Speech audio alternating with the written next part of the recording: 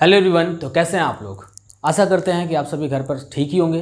तो चलो दोस्तों, आज हम स्टार्ट करने वाले हैं फिजिक्स क्लास 12 का फिजिक्स। चैप्टर का नाम है करंट इलेक्ट्रिसिटी और टॉपिक है व्हीट स्टोन ब्रिज। ठीक है, ये टॉपिक बहुत ही इंपॉर्टेंट टॉपिक है आपके बोर्ड एग्जामिनेशन के पॉइंट ऑफ व्यू से। तो चलिए देखते हैं कि व्हीट स्टोन ब्रिज प्रिंसिपल क्या कहता है। What is wheat stone bridge. ठीक है, जनरली व्हीट स्टोन थे कौन, ठीक है ना। व्हीट स्टोन एक साइंटिस्ट थे, इंग्लैंड के एक साइंटिस्ट थे, जिन्होंने 4 रेजिस्टर्स को लेकर के एक एक्सपेरिमेंट किया था। ठीक है, और चारों रेजिस्टेंसेस को कुछ इस तरह से सीक्वेंस में रखा था, जिसमें एक पहला रेजिस्टेंस है जिसको इन्होंने मान लिया P, दूसरे रेजिस्टेंस को मान लिया Q, तीसरा रेजिस्टेंस है R और चौथा रेजिस्टेंस है S। ठीक है, तो इन्होंने क्या किया, 4 रेजिस्टेंसेस का एक कॉम्बिनेशन लिया कुछ इस फॉर्म में एक सर्किट में। ठीक है, तो टोटल 4 रेजिस्टेंसेस हो गए, जिनमें से 3 रेजिस्टेंसेस नोन थे, जैसे P, Q, R इसमें से नोन रेजिस्टेंसेस हैं, और जो यस है यस नोन नहीं है, दिस इज अननोन रेजिस्टेंस। ठीक है, और दूसरा उन्होंने लिया गैल्वेनोमीटर, जो कि यहाँ पे देख रहे हैं आप बीचों बीच में लगा हुआ है, गैल्वेनोमीटर है। दिस इज ट्रैपिंग की K1। ओके, और इस पूरे अरेंजमेंट को इन्होंने कनेक्ट कर दिया एक बैटरी से। ठीक है, एक सेल से कनेक्ट कर दिया, जिसका EMF E रखा गया। और यहाँ पर देखो स्विच है, ये K2 एक जो है टैपिंग की है, सपोज कर लो 1 वे की है K2। यहाँ से जैसे हम स्विच को ऑन करेंगे, करंट फ्लो करना स्टार्ट होगा। ठीक है, I amount of current flow करना स्टार्ट होगा।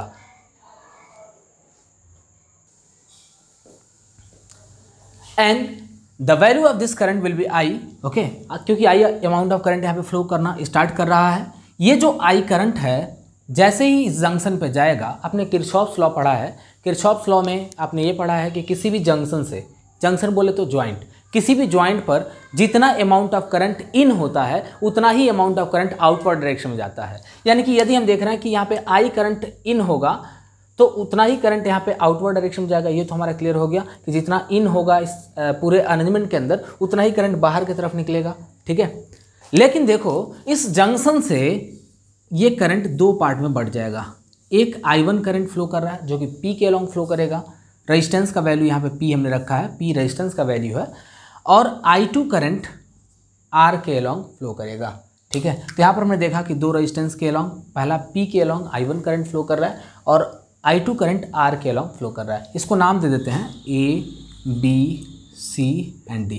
ओके, अब देखो जो I1 करंट A से B जा रहा है, वही I1 करंट B से C भी आएगा, क्योंकि ये एक सीरीज कॉम्बिनेशन में है। ठीक, तो जो I1 करंट यहाँ से जा रहा है वही B से C तक आएगा, और यहाँ से जो I2 करंट A से D गया, वैसे D से जब C पर जाएगा तो इसका वैल्यू भी क्या होगा, I2 ही होगा। और यहाँ पर जब करंट आउटवर्ड डायरेक्शन यानी कि जब बाहर निकल रहा है इस पूरे अरेंजमेंट से, तो I1 प्लस I2, यानी कि यहाँ पे जो I है, I का वैल्यू कितना हो जाएगा, I1 प्लस I2, क्योंकि यही करंट 2 पार्ट में डिवाइड हुआ था। सो हियर इन्होंने क्या कहा, व्हीट स्टोन ने क्या कहा, एक रिलेशनशिप बताया था कि अगर 4 रेजिस्टेंसेस का कोई एक अरेंजमेंट है इन दिस वे, तो चारों का जो रेशियो होगा, यानी कि P/Q, यानी कि इनके जो रेशियो आर्म होंगे वो हमेशा इक्वल होंगे। P/Q is equals to R/S। ठीक है, इसमें सपोज कर लिया हमने S क्या है, अननोन रेजिस्टेंस है, और इसी S की वैल्यू, ये जो यस है, यस हमारा अननोन रेजिस्टेंस है, और इसी S की वैल्यू को हमें फाइंड करना है। ठीक है, यहाँ पे रेजिस्टेंस पहला A और B के बीच का जो रेजिस्टेंस है P हो गया, B C के बीच का रेजिस्टेंस Q है, D C के बीच का रेजिस्टेंस है S, और A D के बीच का रेजिस्टेंस है R। ये कह सकते हो कि एक तरह से रेजिस्टेंस बॉक्स भी जोड़ा जाएगा। अभी जब आप पढ़ेंगे मीटर ब्रिज के बारे में, जब पढ़ेंगे तो ज़्यादा डीपली बताया जाएगा कि ये नॉन रेजिस्टेंस होता है। ठीक है, नॉन रेजिस्टेंस कैसे, क्योंकि हम यहाँ पे रेजिस्टेंस बॉक्स लगाते हैं। अगर आपने कभी लैब में प्रैक्टिकल किया होगा तो उस कंडीशन में देखा होगा कि वहाँ पर जो भी हम मीटर ब्रिज का जो एक्सपेरिमेंट करते हैं, उसमें 1 मीटर का वायर लगा होता है, फिर उसमें जॉकी होता है। जो टैपिंग की है, टैपिंग की क्या है, जॉकी, वही जॉकी है जो आपने प्रैक्टिकल करते वक्त इसको लगाया हुआ था। ठीक है, तो जॉकी हो गया, और ये एक गैल्वेनोमीटर लगाया होगा, और यहाँ पे देखो ये 2 रेजिस्टेंसेस हो गए, जो कि आपने वायर का लेंथ लिया होगा। अगर आप एक्सपेरिमेंट किए होंगे तब की बात मैं बता रहा हूँ, अगर एक्सपेरिमेंट नहीं किए हो तो फिर ये चीज़ उतना क्लियर नहीं होगा, क्योंकि P और Q ये जो है लेंथ के अकॉर्डिंग जो है हम इसका वैल्यू फाइंड करते हैं, रेजिस्टेंस का वैल्यू फाइंड करते हैं। ठीक है, खैर अगर आपने इस एक्सपेरिमेंट को, मीटर ब्रिज वाले एक्सपेरिमेंट को अगर नहीं किया है तो फिर यहाँ पे ध्यान दीजिए कि व्हीटस्टोन ब्रिज क्या कहता है। According to Wheatstone bridge principle, P upon Q will be always equal to R upon S, यानी कि इन दो एडजेसेंट जो हमारे रेजिस्टेंसेस हैं इनका रेशियो नीचे वाले दो एडजेसेंट रेजिस्टेंसेस के रेशियो के बराबर होगा। ठीक है, ये रिलेशनशिप इन्होंने कहाँ से लाया या कैसे इन्होंने डिराइव किया, इस चीज़ को मैं आपको समझाने की कोशिश करता हूँ। देखिए इसी का प्रूफ हम यहाँ पे करने जा रहे हैं। प्रूफ, अगर आप किरचॉफ्स लॉ पढ़ चुके हैं, बहुत ही बेहतर तरीके से पढ़ चुके हैं, तो इस डेरिवेशन को करने में बिल्कुल भी डिफ़िकल्टी नहीं होने वाली है। और यदि आप किरचॉफ्स लॉ नहीं पढ़े हैं तो जल्दी से जाइए, लिंक डिस्क्रिप्शन बॉक्स में दिया हुआ है, और एक बार जाके उस किरचॉफ्स लॉ को बहुत ही अच्छे से देखें। उससे रिलेटेड एक न्यूमेरिकल है, न्यूमेरिकल भी देखें। उसके बाद में फिर अगर आप इस व्हीटस्टोन के प्रिंसिपल को यदि पढ़ते हो तो ज़्यादा बेहतर समझ में आएगा। तो देखिए उसी किरचॉफ्स लॉ का इस्तेमाल करते हुए मैं इस रिलेशनशिप को डिराइव करता हूँ। हियर इन क्लोज्ड लूप, तो पहला अरेंजमेंट क्या है, A B D and A. ठीक है, in closed loop A B D and A.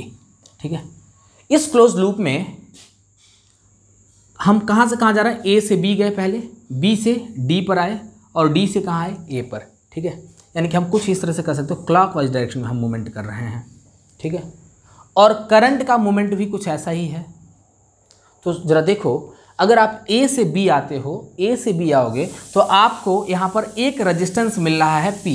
ठीक है, और जब P रेजिस्टेंस मिलेगा तो यहाँ पर कुछ पोटेंशियल ड्रॉप होगा। ओके, जब आप ए से बी आते हो तो एक रेजिस्टेंस P मिलेगा, और जैसे ही एक रेजिस्टेंस मिला तो यहाँ पर कुछ पोटेंशियल ड्रॉप होगा, और उस पोटेंशियल की वैल्यू कितनी होती है, P इंटू I1 हो जाएगा। ठीक है, क्योंकि R इंटू आई, अब जानते हैं पोटेंशियल बराबर क्या होता है, R इंटू आई, तो ऐसे P इंटू आई हो गया, I1 हो गया। ठीक है, अब देखते हैं साइन यहाँ पे पॉजिटिव होगा कि नेगेटिव। देखो अलग अलग टीचर्स अपना अपना मेथड बताते हैं, या फिर कह सकते हो कि ये ऐसा साइन किसी बुक में दिया नहीं है, वो साइन तो हम अपने आप से सपोज करते हैं कि कब हमें पॉजिटिव लेना है, कब साइन को नेगेटिव लेना है। एक साइन आप कन्वेंशन है समझ लो। ठीक है, कन्वेंशन मतलब उस साइन को सोच के आधार पर बनाया गया है, ऐसा कोई साइन, ये रिटन ऐसा कुछ नहीं है कि यही साइन हमें लेना है। तो देखिए हमने जो ट्रिक बताया था किरचॉफ्स लॉ में, उसमें हमने बताया था कि यदि आपका मोमेंट और करंट दोनों सेम डायरेक्शन में होगा तो साइन को नेगेटिव रखना, और यदि करंट का मूवमेंट, करंट का डायरेक्शन और हमारा मूवमेंट दोनों अपोजिट होगा तो साइन को पॉजिटिव रखना। तो हम देख रहे हैं कि यहाँ पर I1 जो है, I1 हमारे मूवमेंट के सेम डायरेक्शन में है, मीन्स ये वैल्यू जो होगा नेगेटिव हो जाएगा। ओके, जब आप B से D तक आएंगे, इसके बीच में कोई भी रेजिस्टेंस नहीं है, यानी कोई रेजिस्टेंस ना होने के कारण कह सकते हो कि यहाँ पर पोटेंशियल ड्रॉप नहीं होगा।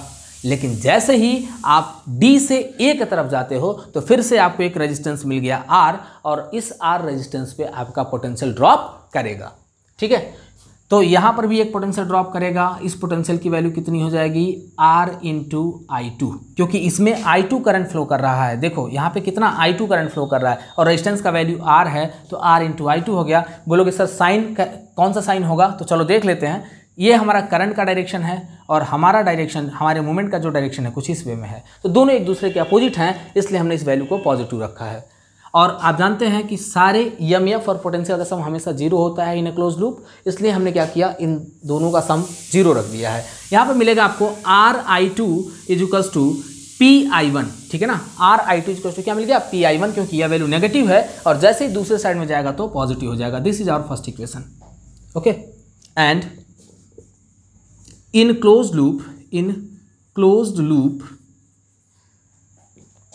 BCDB, ओके, BCDB, इस वाले क्लोज लूप में देखना हम कैसे आ रहे हैं, ऐसे इसी डायरेक्शन में आ रहे हैं, B से C आए, C से D, D से B पे जा रहे हैं। तो देखिएगा जब हम B से C पर आ रहे हैं तो क्या हमें रेजिस्टेंस मिल रहा है, हाँ, एक Q अमाउंट ऑफ रेजिस्टेंस मिल रहा है, और जैसे ही रेजिस्टेंस मिला तो वहाँ पर हमारा पोटेंशियल कुछ ड्रॉप करेगा। तो देखते हैं कितना पोटेंशियल ड्रॉप करेगा। तो यहाँ पर इस चीज़ को देखते हैं, अकॉर्डिंग टू ओम्स लॉ आपने पढ़ा है R इंटू आई होता है, तो इसमें I1 करंट फ्लो कर रहा है तो Q इंटू I1 हो जाएगा। फिर से सवाल वही रहा कि सर साइन पॉजिटिव होगा कि नेगेटिव होगा, तो देख रहे हो कि दोनों जो है सेम डायरेक्शन में है, यानी करंट का डायरेक्शन और हमारे मोमेंट का डायरेक्शन दोनों सेम है, यानी कि कह सकते हो इसका वैल्यू भी नेगेटिव हो जाएगा। प्लस जब आप सी से डी पर आओगे तो सी से डी आते वक्त भी एक रेजिस्टेंस मिला जिसको हमने अननोन रेजिस्टेंस कहा है, तो यहाँ पर भी कुछ पोटेंशियल ड्रॉप होगा और उस पोटेंशियल की वैल्यू हो जाएगी यस इंटू I2। ठीक है, अब देखिएगा कि इसका साइन पॉजिटिव होगा कि नेगेटिव होगा। हमारा मूवमेंट कैसे है, हमारा मूवमेंट कुछ इस डायरेक्शन में है और करंट का मूवमेंट कैसे है, इसके अपोजिट में है। तो देख रहे हो कि दोनों ही एक दूसरे के अपोजिट डायरेक्शन में मूवमेंट कर रहे हैं, मतलब ये वैल्यू पॉजिटिव होगा। Okay, and it will be equals to 0। So मिल जाएगा yes I2 is equals to Q I1। ये हमारा मिलेगा दूसरा इक्वेशन। ओके, अब क्या करो, जो पहला इक्वेशन है पहले इक्वेशन को दूसरे इक्वेशन से डिवाइड कर दो।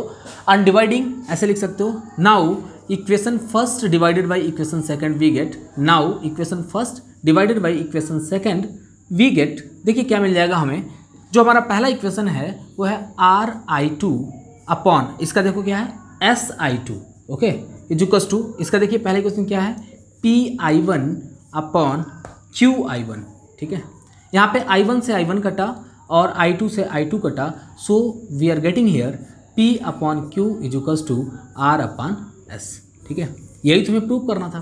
ठीक है, हमें क्या प्रूव करना था कि जो दो एडजेसेंट रजिस्टर का जो रेशियो होगा, रेजिस्टेंस का जो रेशियो होगा, it will be equals to, यानी कि P upon Q will be equals to R upon S। इसमें यस क्या है, अननोन रेजिस्टेंस। ठीक है, अच्छा देखो ये फार्मूला कब अप्लाई किया जाएगा या कैसे हमने कह दिया कि इसका वैल्यू 0 है, जब भी इस B और D पर सेम अमाउंट ऑफ पोटेंशियल होगा। यदि सपोज कर लो हम जान रहे हैं कि यहाँ से करंट इधर बढ़ रहा है, इधर भी बढ़ रहा है, रेजिस्टेंस दोनों में है, दोनों में रेजिस्टेंस है, यानी कि कह सकते हो कि यहाँ पे पोटेंशियल भी होगा, क्योंकि R इंटू आई हम जानते हैं कि पोटेंशियल होता है। तो कह सकते हो कि यदि VB एंड VD यानी दोनों पोटेंशियल यदि बराबर हो at point B and D, यदि दोनों ही पोटेंशियल बराबर हो तो उस कंडीशन में करंट फ्लो नहीं करेगा, इस गैल्वेनोमीटर में करंट फ्लो नहीं करेगा। तो हम व्हीटस्टोन ब्रिज को कब कहेंगे कि बैलेंस्ड है, या किसी मीटर ब्रिज को कब कहोगे कि वो बैलेंस्ड है, जब वहाँ पे गैल्वेनोमीटर में डिफ्लेक्शन 0 हो। ठीक है, बैलेंस्ड होने का मतलब क्या है, जैसे तूने बैलेंस्ड फोर्स पढ़ा है ना,